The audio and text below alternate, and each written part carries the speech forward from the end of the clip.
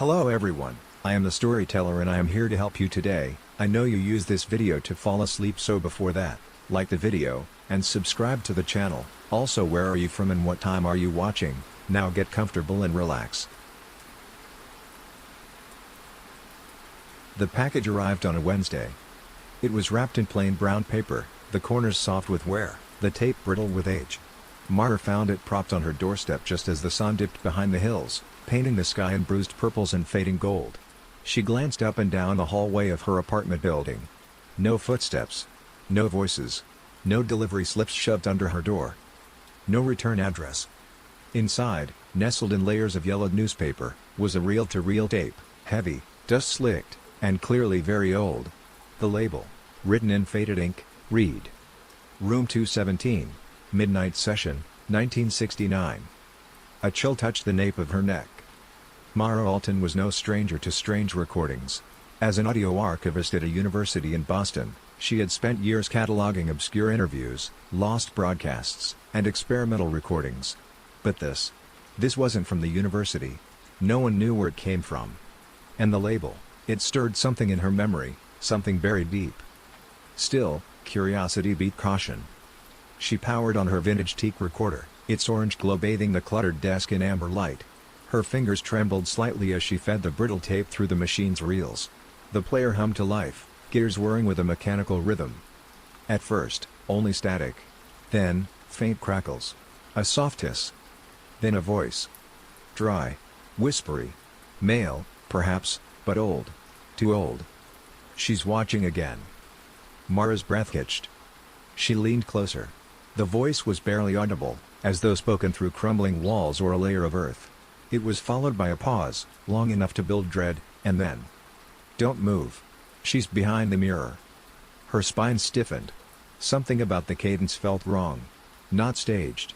Not acted. Just observed. As if the speaker truly feared what he described. Then came the dragging sound, metal over wood, or maybe fingernails on floorboards.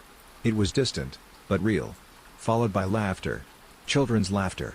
But warped, slow, like a record playing at the wrong speed. She stopped the tape. Sat back. Waited for the pounding in her chest to slow. Behind her, the mirror above her dresser stood tall and dark, its surface reflecting only the dim light of her desk lamp. She turned to look. Nothing there. But Mara would not sleep well that night. Mara dreamt of footsteps. They echoed down a hallway she didn't recognize, long, wooden, warped with age. The walls wept with peeling wallpaper, and every door she passed bore a number, rusted and crooked. As she walked, her shoes made no sound. The only sound came from behind. Step. Step. Drag. She turned a corner. A girl stood at the end of the hall. Thin. Motionless. Her school uniform was gray and pleated, her hair dark and parted neatly. She faced the mirror that hung between two sconces flickering with dying bulbs. Her hands were clasped behind her back. Mara tried to speak but couldn't. She approached slowly, dread thumping like a second heartbeat. When she was only a few feet away, the girl tilted her head, not to look at her, but at the mirror. That's when Mara saw it. The girl's reflection was not her own. The figure in the mirror grinned with wide, blackened teeth, eyes hollow and burning like coal. Its fingers twitched against the glass as though pressing to escape. And then the girl in the uniform whispered. "It's still recording." Mara bolted upright in bed, drenched in sweat, her breath ragged. Her apartment was silent save for the ticking of the kitchen clock and the faint hum of the fridge. She wiped her forehead and swung her legs off the bed. Then she saw it. On her bedroom mirror, just above the edge of her reflection, was a smudged handprint. Small. Child-sized. The kind a toddler might leave after pressing sticky fingers to a clean surface. No children ever visited. Hard hammering, she grabbed her sleeve and wiped it away. It smeared rather than vanished, as if whatever left it had pressed from the inside of the mirror. She backed away. Her eyes drifted to the desk where the reel-to-reel sat. The reels had stopped spinning, but the machine's power light still glowed. She checked the tape. The end was still threaded. She hadn't rewound it. Why was it still playing? Mara didn't touch the tape player again that night. She unplugged it, wound the cord tightly, and shoved it into the closet behind stacks of unused boxes and faded books. The mirror, she covered hastily with an old bedsheet, pinning it down at the corners like a shroud. Still, She didn't sleep. By morning, the smudge was gone. So was the voice. But unease clung to her like a film, hard to wash off. At work, she tried to distract herself with a backlog of archival projects. Old oral histories, migration recordings, even half-erased interviews from the 1940s. But every now and then, she found herself staring into the dark window of her office, wondering if, just behind her reflection, something was watching. Waiting. She brought the tape to the university the next day. "Old," said Nathan, one of the grad assistants. "Real old. This is military grade. Like the stuff they used for surveillance back in the Cold War." "It was sent to my house," Mara explained, keeping her voice low. "No note. No return address. Just this." Nathan raised an eyebrow. "Creepy. Can you digitize it for me?" "Sure," he said. "But it'll take a few days. The magnetic strip's degrading." She hesitated. "Just don't listen to it. Not alone. Seriously." He gave her a lopsided grin, but nodded. Later that evening, Mara did what any researcher would do. She started digging. She searched archives, historical databases, even contacted the state library. Briarwood Academy, she typed into old newspaper indices. Dozens of hits. The academy had been built in 1902, nestled deep in the hills of Vermont. It had served as an elite boarding school for children of New England's wealthiest families. But there was a history, whispers of students vanishing, teachers resigning mid-year citing unnatural events, and most strikingly, a fire in 1972 that gutted the East Wing. One article called it mysterious. Another hinted at ritualistic symbols carved into the basement walls. And then she saw it. Room 217 sealed indefinitely following fire. Site deemed unsafe. Access restricted by order of State Board. Something cold slid down her spine. The number wasn't just a room on the tape. It was a real place. The next morning brought rain, gray and drizzling, the kind that seeped into your bones and made every breath feel heavy. Mara stood by the window of her apartment, cradling a lukewarm mug of coffee. The street below was quiet, washed in the dull sheen of wet asphalt. She hadn't turned on any music. The apartment was silent, save for the tap of rain on glass. Her phone buzzed. "Nathan?" "Hey, so I ran a preview of the tape while digitizing it. Just a minute or so. Did you hear the whispering?" Mara's fingers went cold. She called him immediately. He answered on the first ring. "Did you listen to all of it?" she asked, voice tight. "No. God, no. Just a clip." "Mara, it's not. It doesn't sound like a normal recording. There's something weird with the ambient levels. Like there's more voices underneath. Dozens, maybe. I thought it was distortion, but it's rhythmic. Chanting, maybe?" Mara didn't respond. "I've done spectral analysis on magnetic tapes for years," Nathan continued. "Whatever this is, it wasn't recorded with standard gear. The background has a frequency range that shouldn't even be possible for analog systems." Nathan hesitated. "I'm not sure you want to see it." "Show me." That afternoon, in the archives lab, he loaded the audio file on his workstation. Spectral analysis software spread the waveforms like veins across a black background, yellow, red, and deep purple lines pulsating in a regular rhythm. But near the center was a pattern. A shape. It wasn't just interference. It was symmetrical. Circular. Etched in audio like a brand. Mara leaned forward. "Zoom in." Nathan did. The shape became clearer, something like a wheel, made of concentric rings, each filled with tiny glyphs that warped and shifted as they played. The outer edges trembled, as though the image itself was resisting scrutiny. "I swear to God, I didn't add this," he said. "It's embedded. Encoded in the tape somehow." They played the audio again. The same voice. Dry. Distant. "She's watching again." And then another voice. Lower. Harder to hear. Female. "You opened it." Mara stepped away from the desk. "I need to find Briarwood," she said quietly. "I need to go there." Nathan stared at her. "Why would you even think?" "Because I think someone is still there." Mara waited until the weekend. She didn't tell anyone she was leaving, no out-of-office reply, no messages to friends. Just a quiet departure before dawn, her car loaded with a sleeping bag, flashlight, old maps, and a borrowed handheld recorder. As she drove north, Boston's cityscape gave way to frostbitten pines and winding mountain roads. Vermont stretched out before her like a forgotten memory, damp, quiet, and still clinging to the last remnants of autumn. Orange leaves clung to bare branches. Patches of mist drifted between the hills like ghosts returning home. Her GPS refused to recognize the address she'd found: Briarwood Academy, Temple Hollow, Vermont. Temple Hollow wasn't on most maps. But one article she'd found placed it near an abandoned rail station just off Route 213. That's where she aimed the car. The deeper she drove, the more time seemed to stretch. No other cars passed. No signs marked the distance. Even the birds had grown quiet. The only sound was the soft static of the radio, which had lost its station hours ago. By late afternoon, the sun was a weak smear through the trees. That's when she saw it. A rusted iron gate, half-hinged, surrounded by crumbling stone pillars. Vines had overrun the entrance. A sign dangled loosely from a chain, the letters nearly illegible beneath flaking paint. Briarwood Academy. Est. 1902, closed by order of the state. Mara parked by the tree line and approached on foot. The gate screeched when she touched it, swinging inward as though pushed from the other side. Beyond the gate, the path curved through skeletal trees. Gravel crunched underfoot. Ivy smothered statues of saints and scholars. And at the end of the path, half sunken in rot and shadow, stood the academy.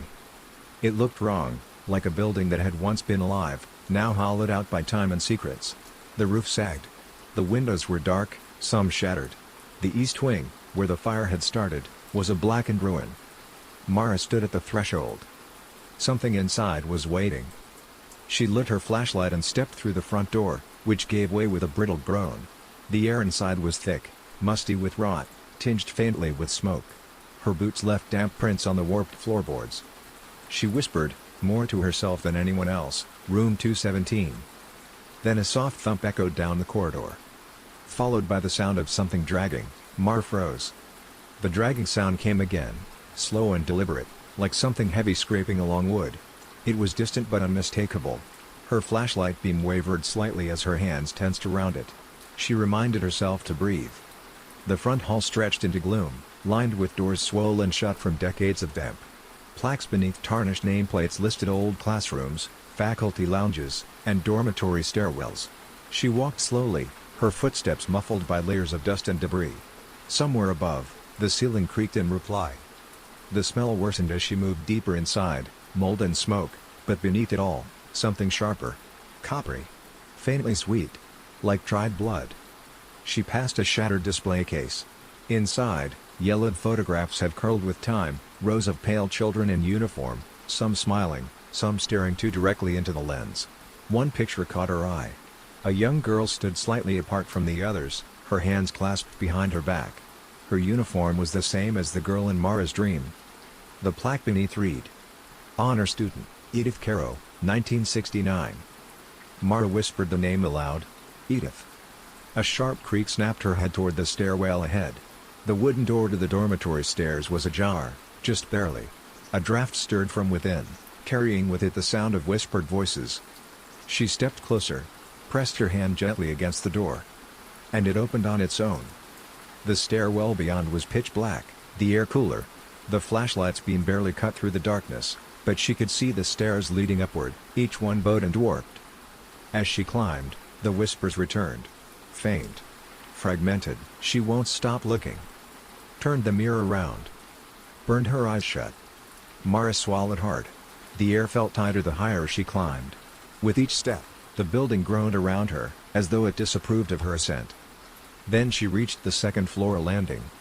A long hallway stretched before her, lined with dormitory doors, some missing, some ajar. The plaster walls were split with mold and age. Faded room numbers still clung to the doors. 204. 208. 211. Then she saw it. Room 217. The door stood shut, warped at the hinges. A burned handprint was seared into the center of the wood, 5 blackened fingers, charred deep into the grain. As Mara reached for the knob, something behind her whispered. She never left. Mara's hand hovered over the doorknob. The air around room 217 was colder than the rest of the building. She could see her breath puffing lightly in front of her face, a fragile cloud that vanished too quickly. The hallway had gone utterly silent, no creaks, no wind, not even the groaning of old wood. As if the entire building was holding its breath. She touched the knob. It was warm. Not just warm, hot, like something had been burning on the other side of the door. She yanked her hand back instinctively, but there were no flames, no smoke. Just that smell again, ash, and something sweet. Bracing herself, she gripped the knob with her sleeve, turned it with effort, and pushed the door open. It gave way with a moan that seemed to echo into the walls themselves. Inside, room 217 looked almost untouched by time. The air was thick with dust, but everything remained: a bed with its mattress scorched along one edge, a desk with an old ink blotter still in place, and across the room, nailed to the far wall, was a towel mirror. Its surface was intact, but wrong, like it absorbed light rather than reflected it. Mara raised her flashlight and found it reflected nothing. Not the bed, not the desk, not herself. Just darkness. The only sign of life was a chair in the center of the room, pulled close to the mirror. And on it sat a small wire recorder. Just like the one in her closet. There was tape threaded through it. Already cued. Already waiting. Mara stepped in. The moment she crossed the threshold, the door behind her swung shut with a snap. She turned quickly, tried the knob. Locked. Of course. She turned back to the chair. The tape recorder clicked on by itself. This is session 12, room 217. Subject, Edith Caro. We continue to observe abnormal phenomena related to reflective surfaces. The subject claims the voice is clearer now. She says the mirror listens. Then came a girl's voice. Soft, frightened.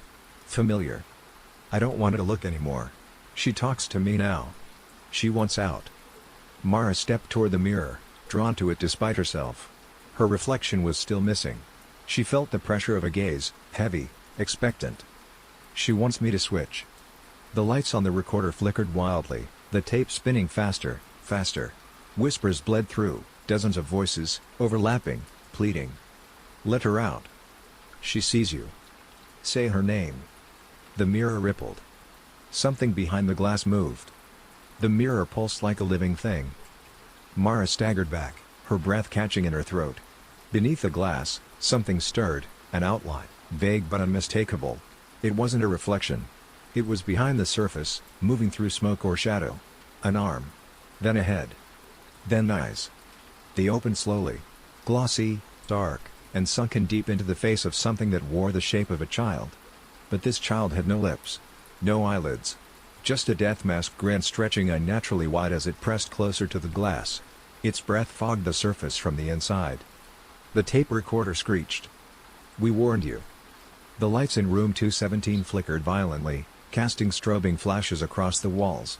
Mara turned to flee. But the door wouldn't budge. It was like the room itself. She slammed her shoulder against the frame. Come on, open. Behind her, the voice from the recorder returned, Edith's voice, soft and trembling. You're in her room now. You let her see you. The mirror groaned, a sound like straining metal, like something prying against rusted hinges.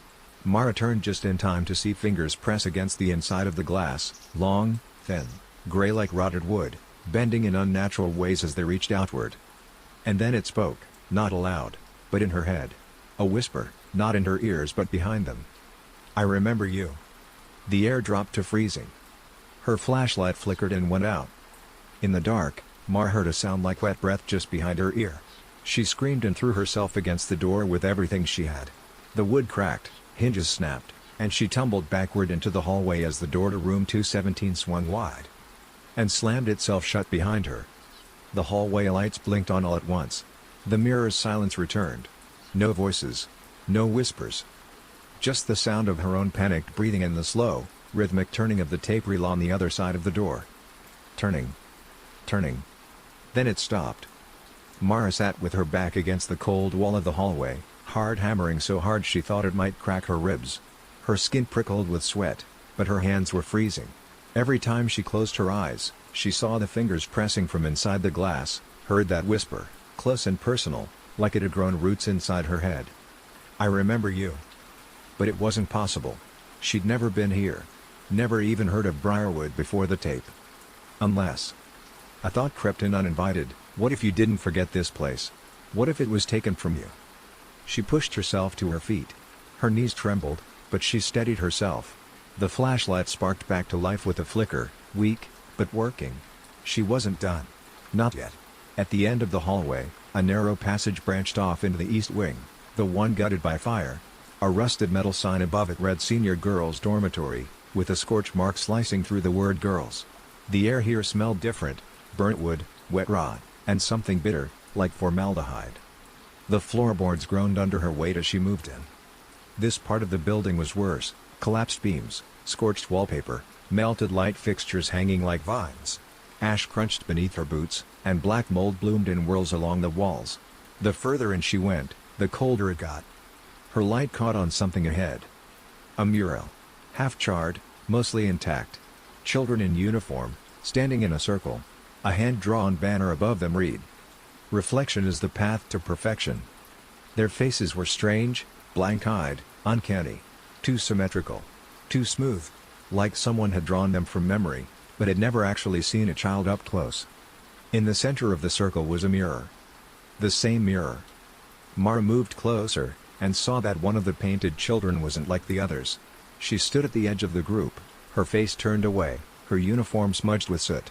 And beneath her feet, someone had scratched a message into the wall in deep, jagged gouges. She took my face. Suddenly, the floor beneath Mara cracked. She staggered back just as one of the boards gave way, revealing a yawning darkness below, an old crawl space or forgotten room. A rush of cold air belched out of the hole, carrying a sound with it.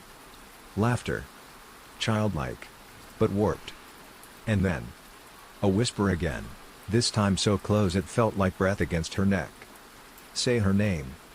The laughter echoed, high and lilting, until it dissolved into static. Mara stared into the opening in the floor, a jagged black mouth leading downward. The air that rose from it was wrong. Too cold.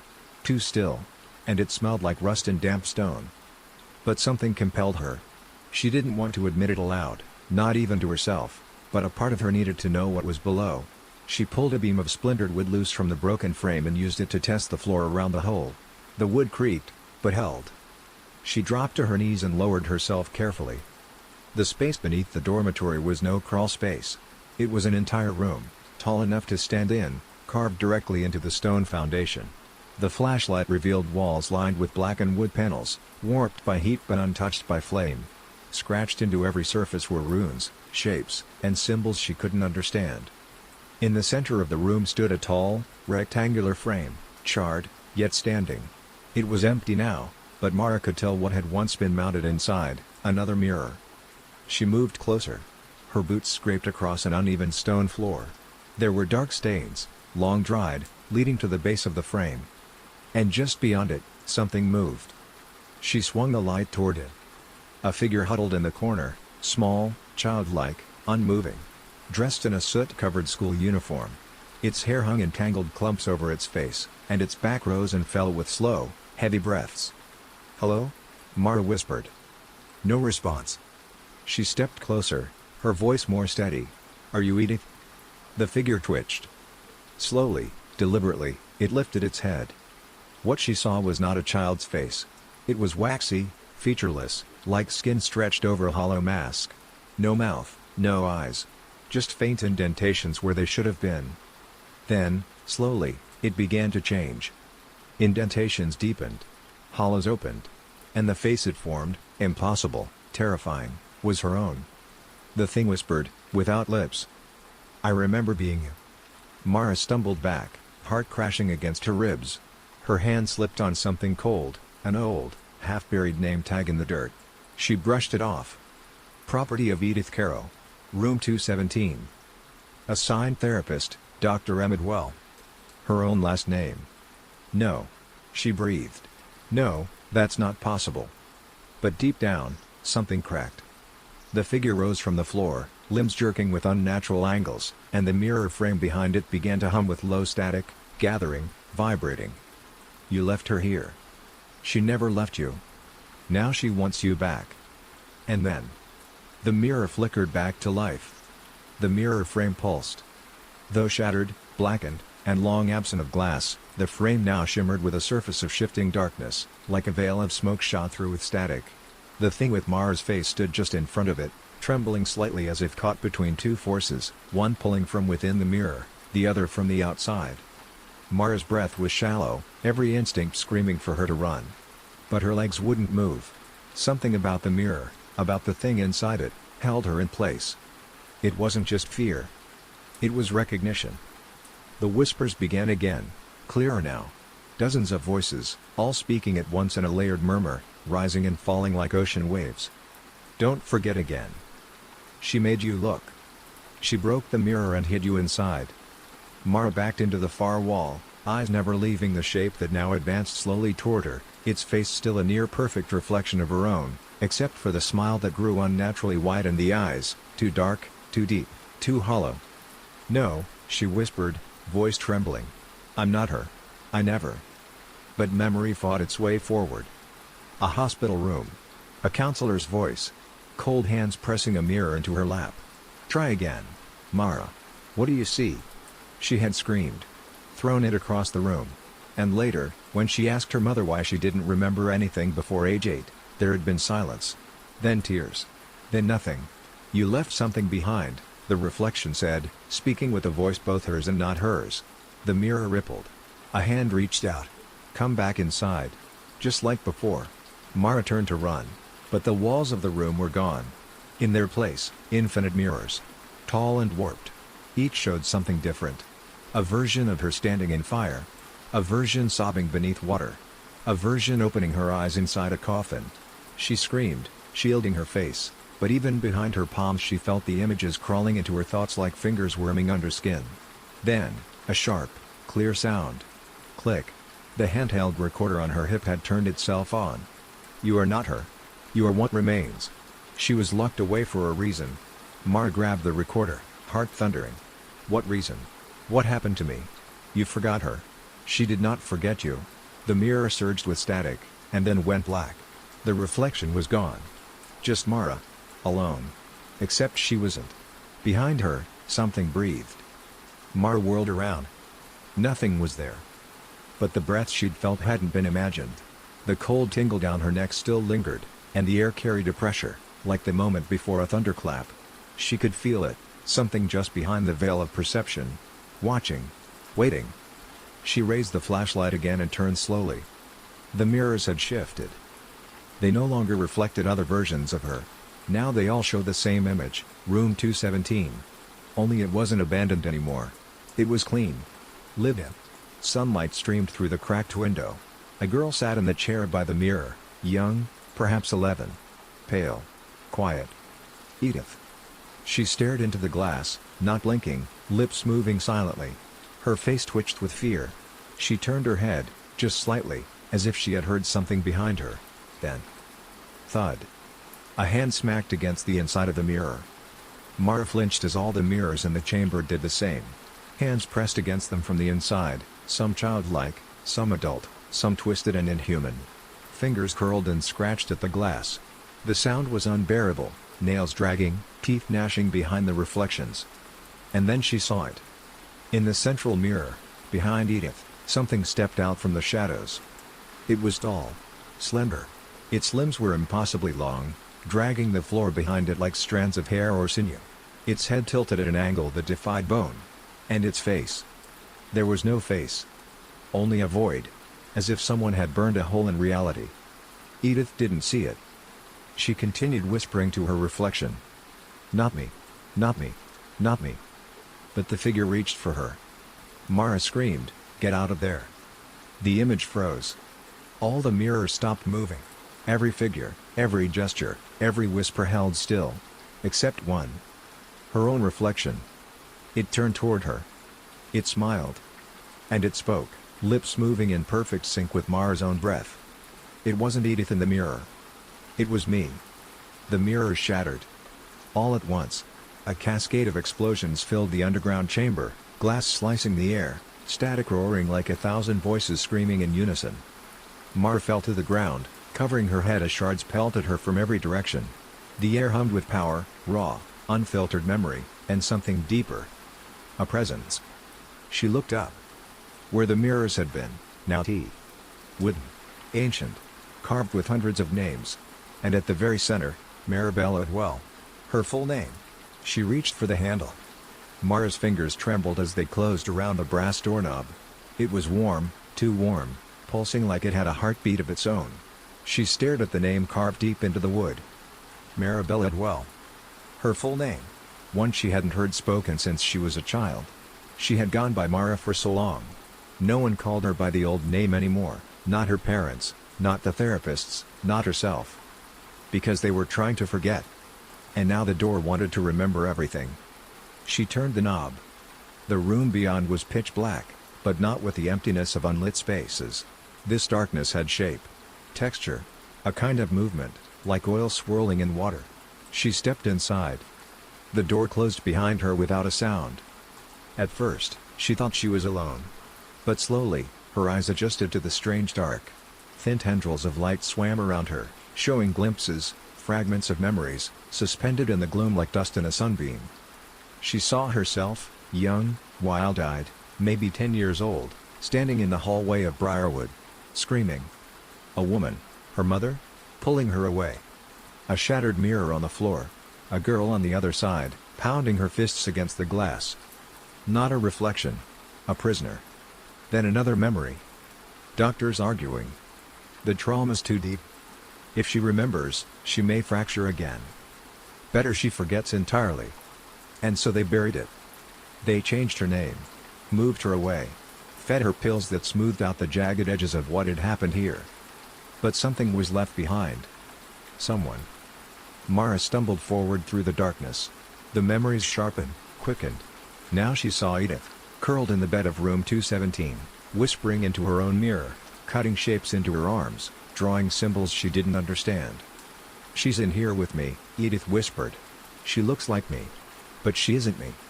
And a little girl, Mara, standing before a mirror, reaching out, touching glass, then fading, becoming the one on the inside. Mara collapsed to her knees, the truth crashing over her like waves of ice. It was never about Edith.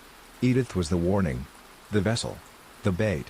The whispering girl in the mirror was her. The part of her that never left Briarwood. The one they tried to erase. The one that had waited. And now the voice returned, clear and cold as glass, "Let me back in." The dark space trembled like lungs breathing in slow, fetid rhythm. Mara stayed on her knees, her body trembling with the weight of memory and fear. The voices had stopped whispering. Now, they waited. The floating lights surrounding her flickered, forming the outline of a new figure, a girl, thin and ashen, emerging from the dark like a reflection stepping out of glass. Her eyes were wide and unblinking, her hair long and wet like she had been pulled from a lake. Mara rose slowly, fists clenched. "Who are you?" The girl tilted her head. The corner of her mouth curled up in a smile too wide, too knowing. "I'm the part you left behind." She stepped closer, bare feet silent against the stone. Her skin was too smooth, like wax poured over bones, and her smile never touched her hollow eyes. "You looked in the mirror," she whispered. "You saw me. You let me in. And then you locked me here." "No," Mara said. "I didn't know." "But you did."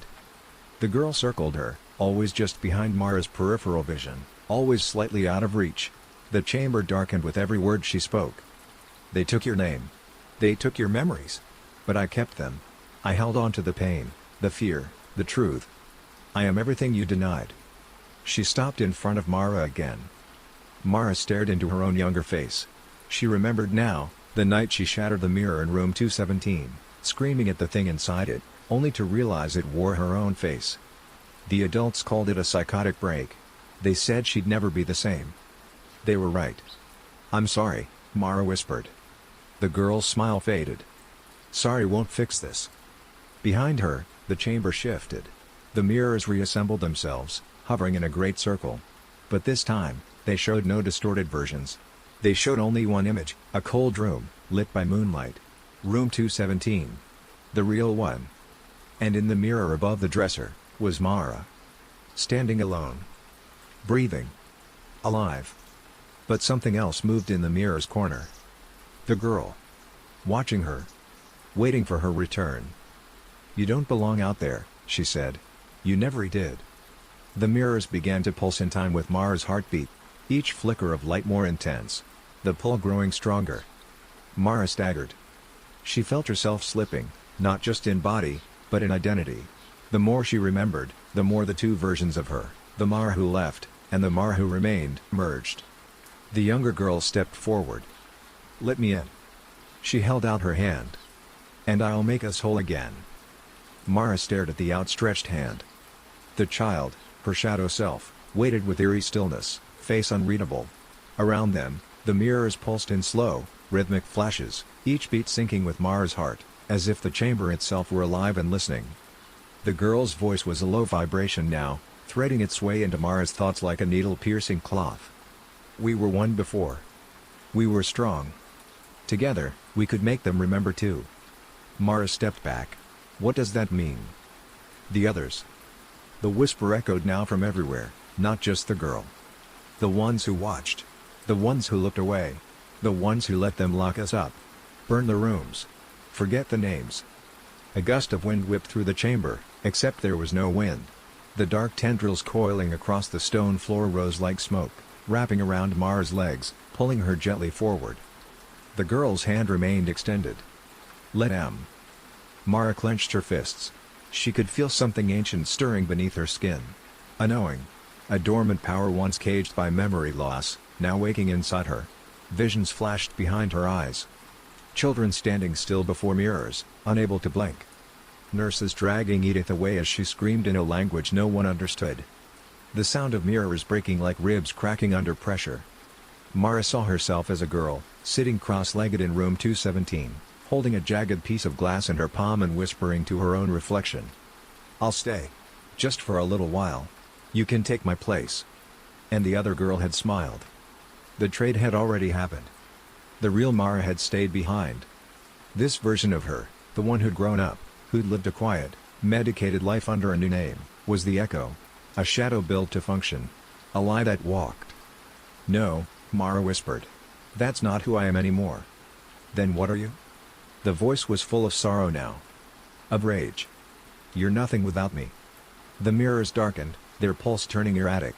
The chamber trembled, and a terrible noise erupted, a chorus of voices in torment, rising from the very stone beneath her. Hands began to press outward from the mirrors again. But this time not to reach, to pull. One mirror cracked, and something began crawling through it, something not fully shaped, not fully human. The girl's smile widened again, slow and unnatural. "If you won't let me in, I'll take you back." Mara stumbled back as the thing clawed its way out of the cracked mirror. It had limbs, but they bent the wrong way, like branches twisted in a storm. Its skin was pallid and slick, like the surface of a drowned body, and its face was in constant flux, cycling through the expressions of dozens of children, crying, screaming, laughing, grinning. Each face bore her eyes. The chamber throbbed with noise now, not whispers, but screams. Names were being shouted. Her name. Again and again. "Marabella. M. Come back to the room." The shadow girl no longer looked like a child. She was growing.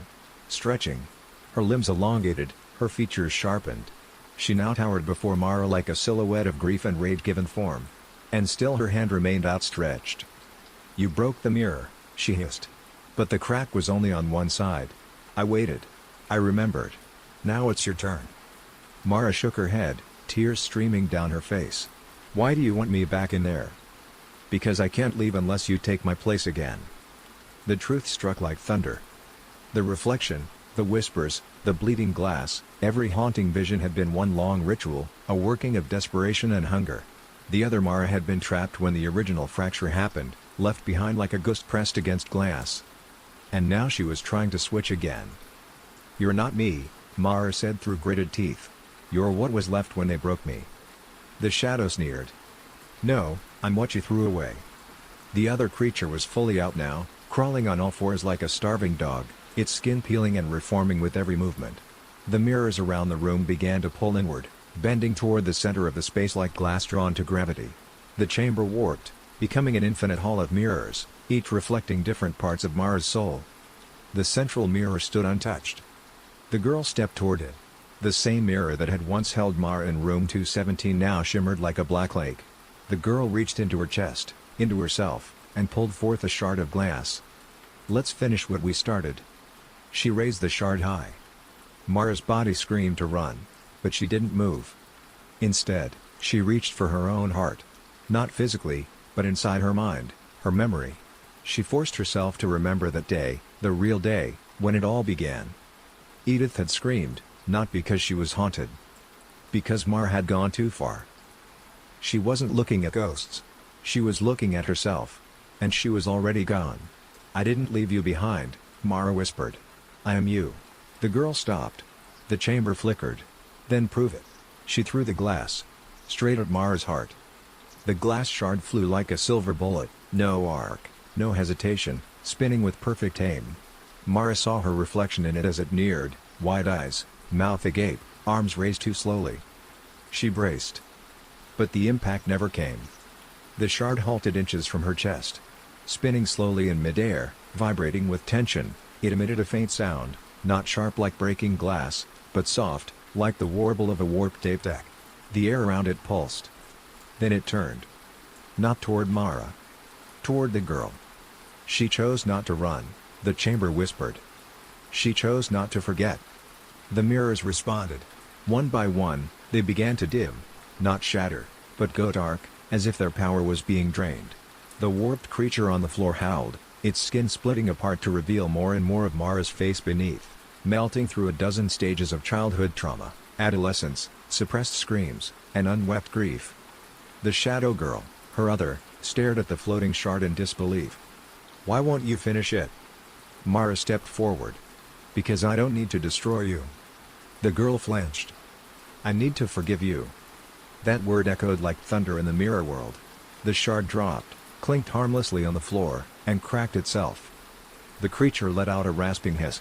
The childlike faces rippling across its body screamed in discordant tones. And the mirrors responded. They didn't pulse now, they opened. Each one revealed rooms from Mara's past, birthday parties that ended in crying fits, hospital rooms lit by flickering fluorescence, cold therapy chairs and locked drawers full of files stamped associative episode. But they also showed her sitting in the grass, drawing, laughing with her mother before the silence. A kind hand brushing her hair. A moment of peace on a swing, the creak of chains and a sky so blue it hurt. Mara felt a warmth in her chest she hadn't known in years. She turned to the girl, who was now smaller again. Trembling, her face crumbling, not from rage, but from fear. "If I go," the girl whispered, "there'll be nothing left to remember it." Mara knelt beside her, reaching out. "You were never meant to carry it all alone." And she embraced her. There was no flash of light. No burst of thunder. Just silence. And then, the mirrors all cracked. Not violently. Softly. Like old things exhaling. The chamber collapsed into darkness. And Mara opened her eyes in room 217. Mara gasped for air. She was lying on the floor of room 217. The mirror above the dresser was broken, shards scattered across the dusty wood. Outside, dawn was breaking, and the faint gold light stretched through the cracked window like trembling fingers. Her body hurt. But she was whole. She sat up slowly. The room felt different. Lighter. As if some great pressure had been lifted. No whispers, no cold breath, no echoing footsteps from nowhere. Just the quiet of morning in a forgotten place. She made her way to the mirror fragments and looked down. No reflections. Only broken glass. She picked up a jagged piece, turning it in her fingers. For a moment, it flickered, showing not her face, but the girl's. The one she had embraced. The one she had forgiven. And then, it faded. Gone. She stood and made her way to the door. The hallway was still and dark, but not menacing. Just old. Still dead, but no longer haunted. As she stepped past the threshold of room 217, her phone buzzed. A signal. For the first time in days. She pulled it out, 27 missed calls. Texts from Sam. Messages from her mother. Even one from a hospital in the city, "Patient has awakened." Name, Edith Clarion. Mara's heart stopped. She clicked the message, her fingers trembling. Subject has no memory of previous trauma. Repeatedly refers to herself as Marabella Dwell. Claiming her reflection was stolen. Requesting a mirror. Mara dropped the phone. A sound came from behind her. In the room. In the mirror. She turned slowly, dreading what she already knew. The mirror, shattered a moment ago, was whole again. And in its surface stood a reflection that wasn't hers. It was smiling. "You didn't let me in," it whispered, "but someone else did." The door slammed shut behind her. The mirror rippled. A second shadow stepped out. And Mara was no longer alone.